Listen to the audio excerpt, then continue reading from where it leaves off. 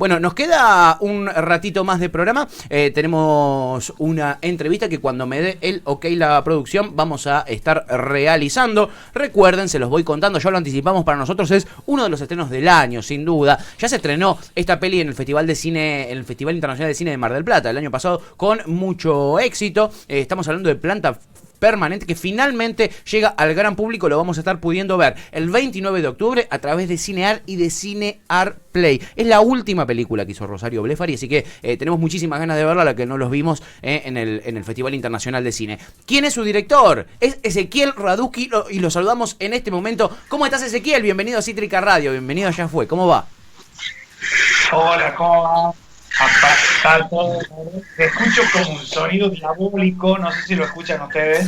Sí, yo también lo escucho. Diabólico de fondo. Sí, hay como un sonido, es con efectos especiales, sí. me dicen que es el sonido que ingresa desde el micrófono de Javi, que es nuestro columnista de cine. Ahí están tratando de solucionarlo en la producción. Sonido ambiente. Tuvimos algunos problemas en la conexión. Esto que tiene la virtualidad, Ezequiel, ¿viste cómo se hace radio ahora? Es así. Ezequiel, estamos muy contentos de que finalmente sale ahora el 29 de octubre Planta Permanente. Javi, nuestro amigo y columnista, la vio en el Festival Internacional de Cine y se llenó la boca hablándonos muy bien, muy bien. Quisiéramos que para comenzar nos cuentes un poquitito lo que puedas de Planta Permanente, de qué va, de qué trata. Bueno, Planta es la historia de dos amigas, muy amigas, que ante un cambio de gestión, digamos, y con todo lo que eso conlleva, su amistad de algún modo se empieza a ver requebrajada, porque, bueno, por esto, básicamente, ¿no? Y, o sea, esa es como la historia central.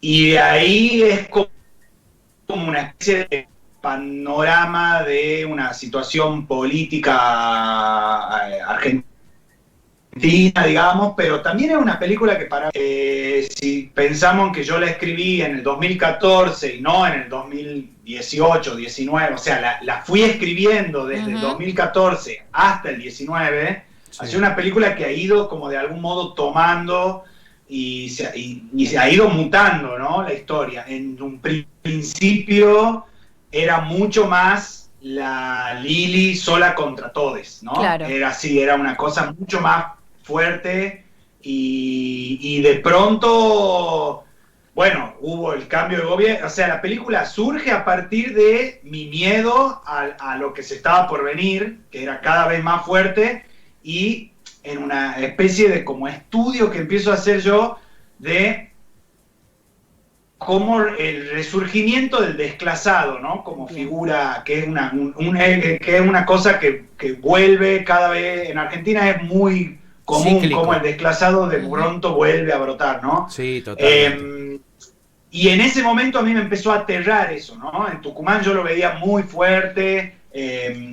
La queja del que tiene un poquito más por el que ¿por qué tiene computadora? ¿Por qué ahora tiene que los chicos pueden jugar? Y toda esa queja, digamos, es la que me ha ido de algún modo empujando a armar esta película. Y Ezequiel, te hago una consulta. ¿Cuál fue? Me encanta, bueno, ahí estás contando un poco la inspiración o lo que te motivó a escribirlo. Y esto se puede encarnar en una gran amplitud de personajes distintos. ¿Por qué decidiste encarnarla en estos dos personajes puntualmente? Está buenísima la pregunta. Por un lado, en realidad, como te digo, la película estaba encarnada solo en una. Después, Rosario me dice que ella quería trabajar en la película, entonces me pide que escriba, me dice, escribí mejor el personaje que aparece acá, está medio mal escrito, me dice, escribí mejor desde el principio, así lo hago yo. Entonces ahí dije, claro, esto es una bendición, digamos, o sea, claro. Y bueno, y ahí lo empiezo a escribir. Me parecía interesante irme al estrato más bajo, digamos, yo soy hijo de obrero y mi vieja era maestra jardinera, es como que siempre el tema del laburo y de la guita ha estado muy presente en mi familia, como que ha sido muy dura, en general ha sido muy complicada la vida, ¿no? En ese sentido. Y me parecía que en mi transcurso de mi trabajo en el medio de la administración pública, lo que más dolor me causaba a mí era ver cómo la gente, cómo los mismos empleados y los de rangos más bajos éramos los que finalmente éramos de algún modo los menos corporativos a la hora de defendernos entre nosotros, ¿no? Sí. Era como, me ha pasado situaciones donde mi jefe por unas diferencias me atacó a mí y mis compañeros no pudieron defenderme, pero no juzgándolos a ellos, sino porque justamente hay una coacción muy fuerte del lado del poder, digamos, de la gente que adquiere un poquito de poder. Sí. Y te voy a decir algo, yo soy recontra peronista, kirchnerista y todo, pero no importa quién esté en el gobierno, hay ciertas personas que ocupan lugares de poder que no lo saben hacer y se transforman en déspotas. No importa el color en el que estén. Entonces, eso es lo que me parecía interesante de ponerlo sobre la mesa, como decía Perón, caiga quien caiga, digamos, y le guste a quien le guste, ¿no? Como hay ciertas cosas que también para ser mejores, digamos, las tenemos que revisar nosotros, me parece. Entonces, pero nosotros como sociedad, no tanto como partidos políticos, ¿no? Porque de algún modo, digo, los políticos son gente que laburan de eso. Se meten en esa, es como que no sé si alguno de nosotros podríamos realmente meternos en ese laburo. Yo la conozco bien de cerca la política y es durísima. Claro. Ahora, como sociedad sí podríamos revisar un montón de asuntos, ¿no? Y me parecía que si me iba a los sectores más bajos, mi sueño iba a tener una llegada identificatoria mucho mayor, digamos, ¿no? Y de hecho en Mar del Plata pasó eso. Muchos empleados públicos al final de las funciones se acercaban llorando diciéndonos gracias por habernos puesto en las pantallas, por haber hablado de nosotros, siendo que la película tampoco es condescendiente con nadie. Claro. Digamos, ¿no? Pero es una voz que uno no acostumbra a escuchar, ¿no? Y que no acostumbra a ver esa representación en las grandes pantallas. Exacto. Bueno, felicitaciones Ezequiel, acá Javier Erlich, te felicitamos, la vimos en Mar del Plata, la volvimos a disfrutar en Construir y ahora también que se estrena por Cinear. La verdad que una bellísima. Quiero que compartas también tu experiencia, que vos también trabajaste en una planta del Estado cuando eras joven, que nos compartas un poco con los oyentes, con la gente de Cítrica, que bueno, creo también te ha sido un poco el germen de inicio, ¿no es cierto?, de esta gran película. Compartas tu experiencia, un poco que están recogidas por algunos medios, pero que las compartas ahora con nosotros, con los oyentes. Sí, no, mirá, yo entro a trabajar en el año 2006 al gobierno de Tucumán. Entro a trabajar al sector cooperativo encima, o sea, y encima en la época en donde las políticas de obras públicas es cuando Néstor piensa que la obra pública debería ser hecha por cooperativas. Entonces, y antes de la Argentina Trabaja, sino una que se llamaba las 2038, que eran grupos de 16 personas, 16 changarines que se juntaban, armaban un grupo y por ahí se motorizaba la obra pública.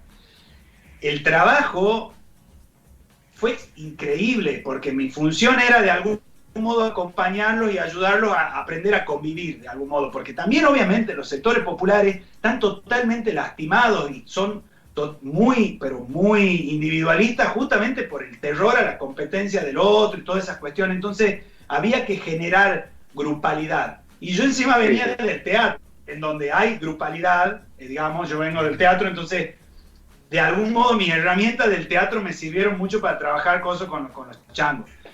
Y ahí aprendí realmente, creo, lo que es la política aplicada con todas sus virtudes, con todos sus problemas, digamos, pero vi la transformación a partir de la política, ¿no? Ver gente que vivía en un rancho, pasar a tener una casa, y cuando vos ves eso, decís, listo.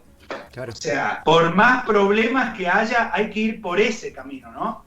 Y ahí había muchos problemas de desunión entre los changos, ¿no? Pasaba, ¿no? Sí. Había habido veces, no sé, había una anécdota muy conocida ahí, que uno de los presidentes de las cooperativas se gastó toda la plata que tenía para el subsidio de herramientas para comprarse un traje para el día que iba Néstor a ver las obras. Mirá. Y se gastó 4 lucas. Wow. Toda la plata de la herramienta de los chamas se la gastó para... Imagínate si Néstor se enteraba que el vago hubiese hecho un desastre. Era lo que no había que hacer, digamos. Claro. Pero bueno, esta educación, digo, estas experiencias para mí han sido muy troncales en mi manera de entender la sociedad y la política y muy inspiradoras para escribir esta película en particular. Y mis compañeros de laburo se la pasaban diciéndome, vos tenés que hacer una obra cuando en esa época hacía teatro, hacer una obra sobre el de personal, acá tenés material para... Y yo siempre le decía, sí, bueno, hasta que un día realmente tuvieron razón.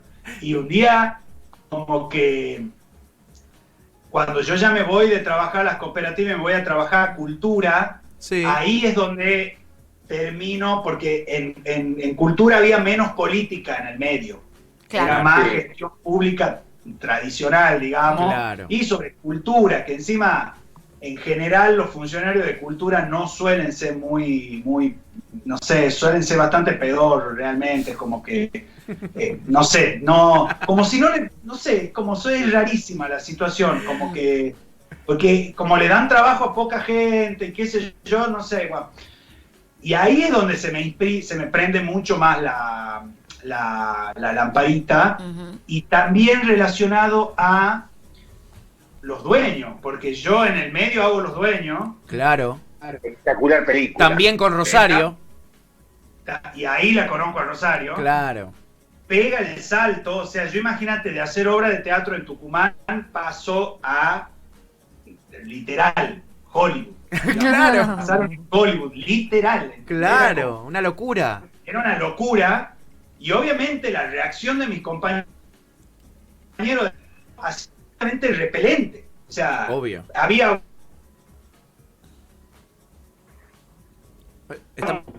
y por otro lado una suerte de rechazo muy fuerte, porque yo volví con muchas ideas para trabajar en el Festival Tucumán Cine, con muchas ideas como de haber estado en 15 festivales de todo tipo. Claro. Y yo trabajaba ahí, y ahí es cuando el jefe de esa oficina se pone muy, se para los pelos de punta y empieza a generar como una especie de división entre mis compañeros y yo. Ya. Y ahí surge esta idea de hacer una película que hable sobre eso, ¿no? Sobre el poder, el uso del poder y bueno, y cómo al final termina saliendo siempre bien parado el tipo que tiene un poco más de poder. De hecho, yo me fui de esa oficina, yo escribo Planta Permanente en una etapa, en un momento en donde estaba con una licencia por estrés laboral, por las discusiones con este chabón. Sí. Le escribo ese día y como que fue así como un vómito, ¿no? Como claro. Era muy, de la primera versión era muy terrible, era como, no, era mucho más terrible que esta, digamos, ¿no? Era como... Más cruda. Y era muy cruda. Claro. Estamos hablando con Ezequiel. Zarpado, digamos, o sea, al final... Ahí se nos cortaba y volvió, Sí. Perdón, Ezequiel, pero justo se nos había cortado. Le recuerdo a la gente, los que recién se enganchan, estamos hablando con Ezequiel Radusky. Es el director de Planta Permanente. Después de haberse estrenado en el Festival Internacional de Cine de Mar del Plata el año pasado, con mucho éxito, finalmente la tenemos para ver nosotros los normales, el 29 de octubre en Cinear y en Cinear Play. Ezequiel, nos contabas esto, no hiciste mucho hincapié en cómo vos venías del teatro, y me interesa mucho, recién hablabas de esto de cómo vomitaste todo eso en la primera versión de Planta Permanente. ¿Qué herramientas o qué te permitió hacer el cine que quizá no te permite el teatro? ¿Qué diferencias encontraste quizá en profundidad de algunas cosas? Contanos cómo fue ese proceso. Qué linda esa pregunta. Mirá,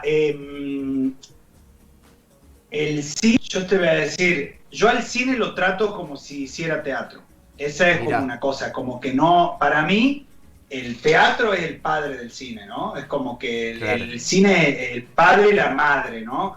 Es como que para mí el cine es un hijo del teatro. Claro. Entonces, en ese sentido siento que las personas que venimos del teatro tenemos una suerte de virtud en relación a lo que es el trabajo cooperativo y al trabajo grupal, ¿viste? Que el teatro Claro. es mucho más colectivo, que el cine está mucho más marcado con la figura del director déspota, que tiene toda la razón siempre y sabe Sí. todo, digamos, tiene toda la respuesta, y el teatro no es tan así, digamos. Claro. Entonces, yo sigo pensando que cuando hago una película es como que hago una obra de teatro súper gigante, digamos, y cada escena la trato de plantear como si estuviese siendo una escena de teatro.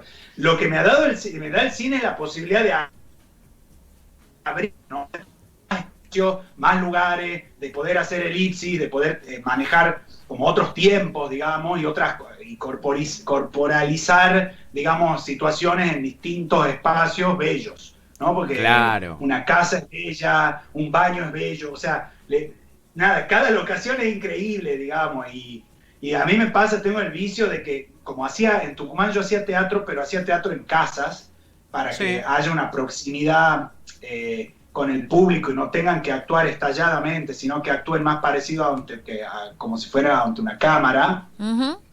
Tengo el vicio ahora de que a cualquier lugar que voy veo, no sé, voy a la casa de algún amigo que tiene una cocina linda, yo digo, qué lindo que podríamos hacer una obra acá, ahí la ahorita 5 personas de público, es ideal. Hacemos funciones 2 años seguidos con 5 personas y no pasa nada. Entonces creo que la posibilidad de hacer cine me da eso, y por otro lado me da una posibilidad de multiplicar el discurso y de llegar a muchísima gente más. O sea, pensar que a Planta Permanente la he visto en 2 días, 3.000 personas de un solo saco. Una locura. Hermoso. Eso es bellísimo. Sí. De hecho, ha habido una función, no sé si habrá estado vos, Ale, pero la última función, en un momento el público se paró y empezó a aplaudir en el medio de la película. Qué muy lindo. bueno. Parecía teatro. Alta sensación. Qué locura, Ezequiel, lo que nos contás. Hubo como un convivio parecido a lo teatral, digamos, ¿no? Se han contagiado entre ellas, empezó a gritar y a aplaudir en una parte, en una escena es muy dura la escena. Sí. ¿Spoileo o no spoileo? ¡Ay! Y como quieras. Yo tengo ganas de saber. Es un pequeño spoiler, no se enojen, me muero de ganas de saber. Lo qué dejamos pasa. a tu criterio. Bueno. Sos el director, ¿eh? Es la tiranía del director, lo dijiste vos. Cuando dice, ¿se acuerdan que les dije que los iba a escuchar? Bueno, los escuché y estamos inaugurando, pin, ahí la gente, ¡no, hija de puta! ¡Vamos!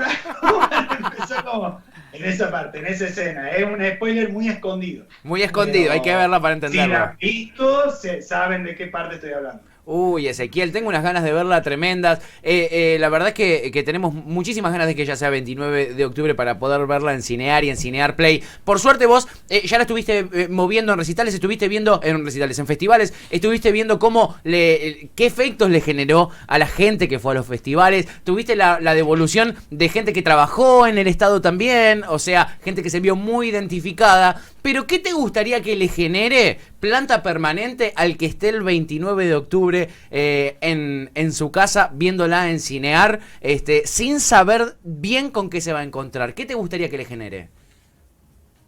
Mira, ahí has dicho una cosa que está buena. En los festivales de afuera la película pegó no tanto por el lado de lo político, sino por el lado de lo relacional, ¿no? Como la relación de estas mujeres y el tratamiento de los personajes femeninos. También una productora francesa, una señora así, luchadora, ¿no? Me dice, cuando terminé de ver la película, pensaba que vos eras mujer, me dice, por cómo están tratados los personajes femeninos. Y yo dije, y me dice, no te lo digo, le dice, te lo digo como un piropo, le digo, el mejor piropo que me han dicho en la vida. Como, qué increíble. Porque también la película fue absorbiendo, digamos, toda la ola verde que surgió en el macrismo fuertemente, digamos, claro. Y también me fue cambiando el director, la directora era un director, sí. Y como el protagonismo de la mujer en la sociedad, la película absorbió eso y fue hermoso. La verdad que a mí me encantaría realmente que la película sirva como para esto, como para que nos sentemos, para que nos sentemos a charlar bien de una vez por todas y empecemos a tratar de pensar nuevas maneras. ¿Ah? De pensar nuevas maneras de comunicación también, ¿no? Como desde otro lugar. Sí, que en verdad dejemos las... Hay ciertas diferencias en quienes amamos el campo nacional y popular, que nacional y popular está como tomado por el peronismo, pero en realidad hay otras facciones también que también hablan de lo nacional y lo popular. Claro. Pero, digo, esas diferencias son terriblemente corrosivas. Es fuego amigo. Claro. Pero fuego amigo no dentro del peronismo, fuego amigo dentro de las personas que amamos la democracia, que amamos el pensamiento hacia el trabajador, ¿tá? Entonces, mi sueño es que esta película de algún modo haga que alguien algún día se dé cuenta, digamos, que eso está mal, que eso está mal, es jodido, porque, como dice Rosario en una canción, siempre te pareció mejor la fiesta que al lado daban, ¿no? Y es como que el desclasado siempre está pensando en queriendo ir a la fiesta del oligarca, y el oligarca no nos va a invitar nunca. Cuando surgió, de hecho, cuando surgió el macrismo, cuando ganó Macri las elecciones nacionales, había una frase muy conocida o que estaba surgiendo mucho entre por lo menos la juventud, que era: Macri es la fiesta a la que nunca te van a invitar. Exacto, tal cual. Exacto. Y es así, y es muy real. O sea, yo tengo un tío que el chabón, durante los años del kirchnerismo, abrió un almacén en Tucumán, sí. En el barrio más paqueto de Tucumán. Sí. Cambiaba el auto cada 2 años. Iba en vacaciones de invierno y de verano. Sí. Sin embargo, era un fervoroso anti-K, la odiaba a Cristina, se cagó de risa cuando murió Santiago Maldonado, era como una cosa zarpada. El chabón perdió el almacén, fundió, tuvo que vender la camioneta, tenía 55 años y está desocupado. Mirá, quiere matar. Mirá. Sin embargo, jamás me va a venir a decir, che, sobrino, tenía razón. Jamás. Eso es como muy terrible. Sí, eso es muy terrible. Y para mí hay una responsabilidad total, digamos, de quien conduce esa ideologización, sí. Pero por otro lado, yo no creo que no haya responsabilidad nuestra. Es como cuando haces psicoanálisis, viejo, bueno, pero también en el momento también vos sos responsable de tus acciones. En ese punto creo que también las clases, digamos, laburantes, tenemos que hacernos cargo de algo y de que a veces nos reconfundimos por pelotudez. Entonces, para mí, el objetivo de esta película es como que quede como una especie de recordatorio, digamos, ¿no? Porque cuando la vean, vos, Alejandro, ya la has visto y ya sabés cómo termina. Pero cuando ustedes la vean, sí. Van a ver. Uy, qué ganas, la verdad, interesantísima la nota con Ezequiel Raduji. Él es el director de Planta Permanente, que se estrena el 29 de octubre en Cinear y en Cinear Play. Tremenda película, chickens. Todo lo que hemos escuchado ya Javi nos la ha vendido muy bien, tenemos muchas ganas de verla y después de escucharlo Ezequiel, muchísimo más todavía, muchísimo más. Sí. Ezequiel, te agradecemos muchísimo por tu tiempo, te felicitamos por el laburo y esperamos con ansias que sea el 29 de octubre, el jueves que viene, para poder verla en Cinear. Te vuelvo a agradecer y te mandamos un fuerte abrazo desde acá, desde Cítrica Radio. Espectacular la nota, che, me ha encantado. Qué lindo, a nosotros también, Ezequiel. Un fuerte abrazo, nos vemos la próxima. Un abrazo. Muy bueno, Gracias. Interesantísima la nota con Ezequiel Radusky. Qué ganas de ver Planta Permanente, Sí. por favor. Qué lástima que no se estrena hoy. Tengo una manija, pero Sí, bueno, la acumulo para el jueves. Esto que está haciendo Javi de que nos traía antes la peli del estreno del día, ahora nos trae con una semana antes, te Nos quedas lastima. re manija una semana esperando. Tremendo. Es una buena estrategia. Es una muy buena estrategia de venta. Cómo se nota que Javi es un buen vendedor. Amigo querido, te mandamos un abrazo enorme y el jueves que viene nos volvemos a encontrar con los estrenos y con más entrevistas. Dale. Gracias por todo, chicos. Gracias, Ise. Chao, Abrazo Javi. enorme, amigo. ¡Mua! Abrazo.